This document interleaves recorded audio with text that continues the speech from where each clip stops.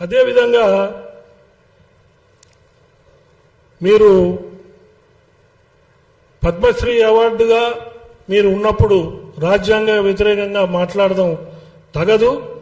అదేవిధంగా మీరు ఏదైతే వ్యాఖ్యలు చేశారో ఆ వ్యాఖ్యల్ని దయచేసి పెద్ద మనసుతోని అవగాహన తెచ్చుకొని విషయాలన్నీ ఈ ప్రెస్ మీట్ ద్వారా మీరు ఆ వ్యాఖ్యలు వెనక్కి తీసుకుంటారని చెప్పి మేము ఆశిస్తున్నాం. 2-3 రోజుల్లో వెనక్కి తీసుకుంటే గౌరవించి ఇక్కడ వచ్చిన బ్రాహ్మణ పెద్దలందరూ కూడా వచ్చి మీ దగ్గరకు వచ్చి మిమ్మల్ని సన్మానించుకుంటాం.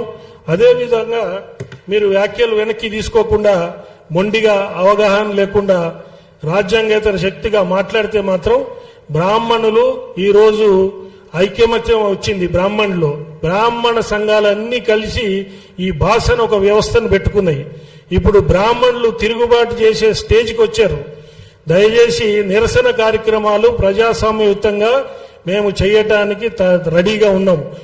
ఒకవేళ మీరు వ్యాఖ్యలు వెనక్కి తీసుకోకపోతే బ్రాహ్మణులు లోకా సమస్త సుఖినో భవంతు, మీరు 100 బతకండి, సంతోషంగా ఉండండి దీవించే బ్రాహ్మణ్యంలో ఒక మూలన పరశురాముడి అంశ కూడా ఉంటుంది. ఆ అంశాన్ని బయటికి తీసుకొచ్చి మీ కులము దెబ్బతినుంది, మా కులం దెబ్బతినుంది, మనం కొట్లాడాల్సింది ఎవరితోని అది ఆలోచించుకొని దయచేసి వ్యాఖ్యలు వెనక్కి తీసుకుంటారని చెప్పి ఈ పత్రికా ముఖంగా నేను మిమ్మల్ని ఒక రకంగా రిక్వెస్ట్ చేస్తూ మీరు మా గౌరవాన్ని మీ గౌరవాన్ని నిలబెడతారని ఆశిస్తూ ముగిస్తున్నాను.